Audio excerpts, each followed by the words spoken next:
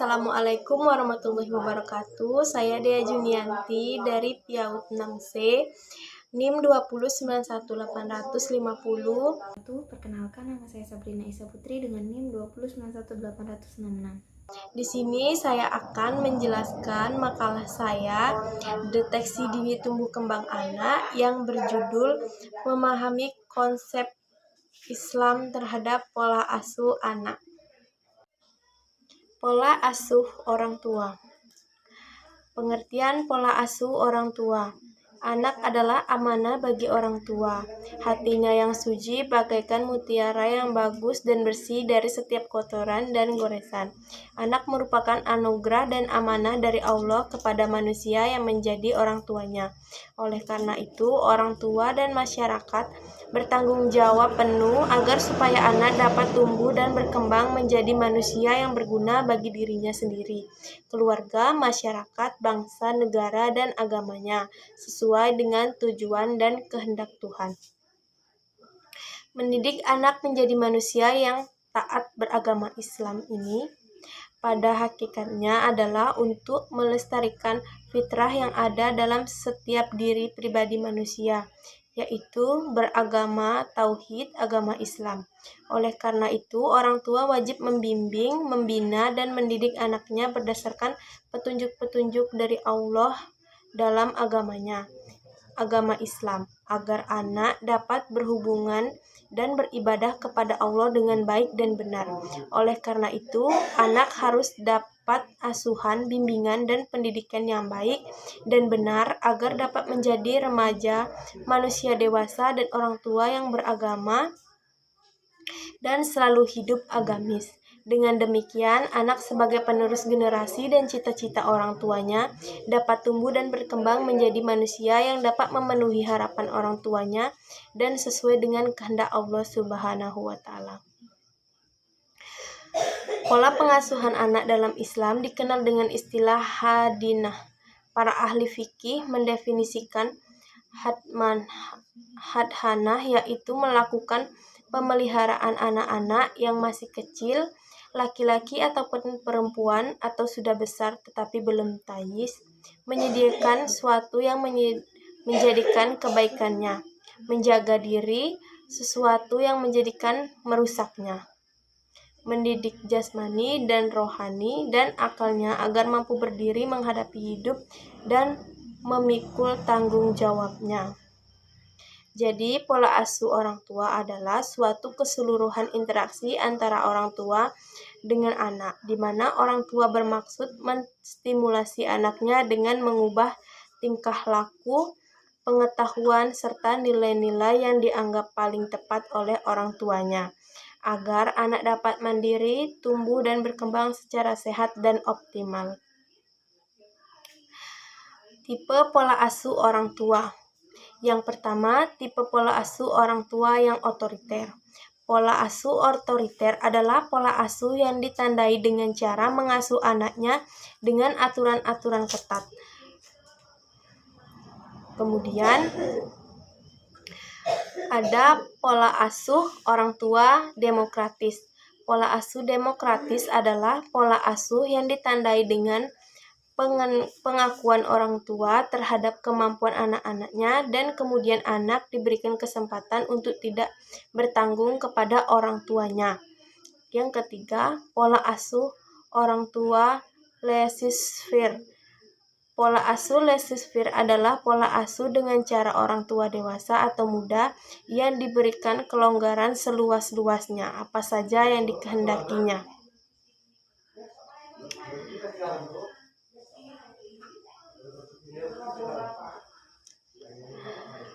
Metode pengasuhan anak. Adapun metodologis pengasuhan pasca kelahiran anak sebagai dalam ajaran Islam adalah sebagai berikut. 1. Pola asuh anak dengan keteladanan orang tua. Yang kedua, pola asuh anak dengan pembiasaan. Yang ketiga, pola asuh akal atau intelektual anak. Yang kelima, pendidikan keindahan. Kemudian, pendidikan psikologi dan emosi anak. pendidikan imam bagi anak, pendidikan akhlak bagi anak-anaknya, yang terakhir pendidikan sosial bagi anak-anaknya. Adapun faktor yang mempengaruhi pola asuh orang tua adalah sebagai berikut. Pertama, faktor pendidikan. Pendidikan yang baik merupakan wahana untuk membangun sumber daya manusia, dan sumber daya manusia itu terbukti menjadi faktor determinan bagi keberhasilan pembangunan dan kemajuan suatu bangsa. Yang kedua, faktor keagamaan. Orang tua yang mempunyai dasar agama kuat akan kaya berbagai cara untuk melaksanakan upaya baik psikis maupun fisik terhadap anaknya. Yang ketiga, faktor lingkungan. Lingkungan juga merupakan faktor yang sangat kuat yang dapat mempengaruhi upaya orang tua secara psikis dan fisik terhadap anak. B. Biografi Luqman Al-Hakim. Nama Luqman Al-Hakim sebenarnya tidak asing bagi kita karena ia disebut dalam Al-Quran menjadi salah satu nama surat di dalamnya. Di Iskandariyah terhadap sebuah menjadi yang di dalamnya terdapat dua kuburan orang sangat mulia yang saling berhadapan. Salah satunya adalah Luqman Hakim. Sedangkan mengenai anaknya, para mufasir banyak pendapat. Menurut pendapat Al-Kalbi, nama Luqman Al-Hakim adalah Mashkum. Menurut Al-Naksi, anak Luqman Al-Hakim bernama An'am. Menurut Ibnu Hayyan, nama anak Luqman Al-Hakim adalah Ashkar atau Syakir. Dan menurut Imam Al-Qurbi, nama anak Luqman Al-Hakim adalah Shran. Melihat pendapat di atas, siapapun nama anaknya, maka pada dasarnya Luqman Al-Hakim memiliki anak yang ia didik dengan baik. Pada suatu riwayat dijelaskan bahwa ia menikah lalu memiliki beberapa anak dan mereka meninggal, tetapi Luqman Al-Hakim tidak menangisinya.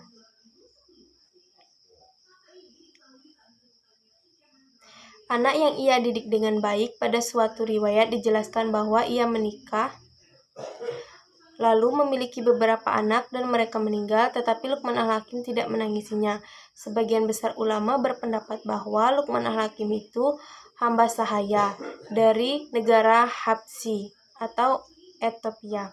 Dalam tafsir Al-Maghri bahwa Luqman Al-Hakim adalah seorang tukang kayu, hidup sederhana, berkulit hitam. Namun Allah Subhanahu wa Ta'ala memberikannya hikmah dengan menganugerahkannya kehidupan kepadanya. C. Ashabun Nuzul Surat Al-Luqman ayat 12-19. Adapun sebab turunnya ayat 12-19 dari surat Al-Luqman, sejauh penelusuran yang penulis lakukan, belum ditemukan adanya sebab yang melatar belakangi turunnya ayat tersebut. Hanya saja dalam ayat ke-13 dalam tafsir Al-Musbah karangan M. Quraish Shihab diriwayatkan bahwa Suad Iba Al-Hasid suatu ketika datang ke Mekah. Ia adalah seorang yang cukup terhormat di kalangan masyarakat. Lalu Rasulullah mengajaknya untuk memeluk agama Islam. Nah, di sini saya akan melanjutkan materi yang dibahas oleh dia tadi. D. Konsep pendidikan. Dalam surat Luqman ayat 12-19, kalau diperhatikan, ayat-ayat dalam surat Luqman ini mengandung wasiat yang harus diajarkan kepada anak sebagai bekal seorang anak menjadi manusia yang berakhlak mulia. Karena ayat-ayat yang terdapat dalam surah Luqman ini mengandung dasar-dasar pendidikan budi pekerti kepada orang tua maupun kepada orang lain dalam hidup bermasyarakat kelak, dan wasiat-wasiat itu bisa dijadikan sebagai inspirasi untuk mengatur cara berperilaku dalam tuntunan hidup masyarakat. Pendidikan agama pada anak yang didasarkan pada hikmah Luqman Al-Hakim yaitu pendidikan tauhid, pendidikan ibadah, pendidikan moral, pendidikan etika, pendidikan kepribadian, karakter, dan pendidikan kasih sayang. Pendidikan karakter. 1. Pendidikan karakter. Dalam Kamus Besar Bahasa Indonesia, kata karakter diartikan sebagai tabiat, sifat-sifat kejiwaan, akhlak, atau budi pekerti yang membedakan seorang dengan yang lainnya dan watak. Orang yang berkarakter berarti orang yang berkepribadian, berperilaku, bersifat, bertabiat, dan berwatak. Dengan makna seperti ini berarti identik dengan kepribadian atau akhlak. Kepribadian merupakan ciri-ciri atau karakteristik atau sifat khas dari diri seorang yang bersumber dari bentukan-bentukan yang diterima dari lingkungan, misalnya keluarga masa kecil dan juga bawaan sejak lahir. Pendidikan tersebut berupa penanaman nilai-nilai kejujuran, keikhlasan, sopan santun, keteguhan, akidah, kesabaran, kedermawaan, kebersihan, persaudaraan, persatuan, pergaulan, kasih sayang, ilmu dan akal, serta mengenal hal yang berhubungan dengan manajemen waktu. Hal ini penting dikembangkan karena nilai-nilai karakter di atas tidak akan pernah lenyap diterapkan oleh kemajuan zaman, dan bahkan seorang yang mempunyai karakter tersebut akan semakin dicari oleh orang, dijadikan sebagai panutan. Menurut Suyanto, setidaknya terdapat 9 pilar karakter yang berasal dari nilai-nilai luhur universal sebab berikut. 1. Cinta Tuhan dan segenap ciptaannya. 2. Kemandirian dan tanggung jawab. 3. Kejujuran atau amanah. 4. Hormat dan santun. 5. Dermawan, suka menolong dan kerjasama. 6. Pekerja keras. 7. Kepemimpinan dan adil. 8. Baik dan rendah hati. Dan terakhir, toleransi. 2. Tujuan pendidikan karakter: mengembangkan potensi kalbu nurani efektif peserta didik sebagai manusia dan warga negara yang memiliki nilai-nilai budaya dan karakter bangsa. Kedua, mengembangkan kebiasaan dan perilaku peserta didik yang terpuji dan sejalan dengan nilai-nilai universal dan tradisi budaya bangsa yang religius. Ketiga, menanamkan jiwa kepemimpinan dan tanggung jawab peserta didik sebagai generasi penerus bangsa. Keempat, mengembangkan kemampuan peserta didik untuk menjadi manusia yang mandiri, kreatif, dan berwawasan kebangsaan. Dan terakhir, mengembangkan lingkungan kehidupan sebagai lingkungan belajar yang aman, jujur, penuh kreativitas dan persahabatan, serta dengan rasa kebangsaan yang tinggi dan penuh kekuatan. C. Metode pendidikan karakter. Menurut Nur Suwad, bahwa metode yang dapat digunakan pendidikan dalam pendidikan karakter peserta didik antara lain metode untuk mempengaruhi kognitif para peserta didik, metode untuk mempengaruhi efektif peserta didik, dan metode yang mempengaruhi psikomotorik peserta didik. D. Model pembelajaran karakter. Pendidikan karakter dapat dilakukan dengan berbagai model. Model tersebut antara lain pembiasaan dan keteladanan, pembinaan, disiplin, hadiah dan hukuman, CLT atau Contextual Teaching and Learning, bermain peran, dan pembelajaran partisipatif. Mungkin hanya itulah yang dapat kami sampaikan. Lebih dan kurang kami mohon maaf. Kami akhiri, wabillahi taufik wal hidayah. Wassalamualaikum warahmatullahi wabarakatuh.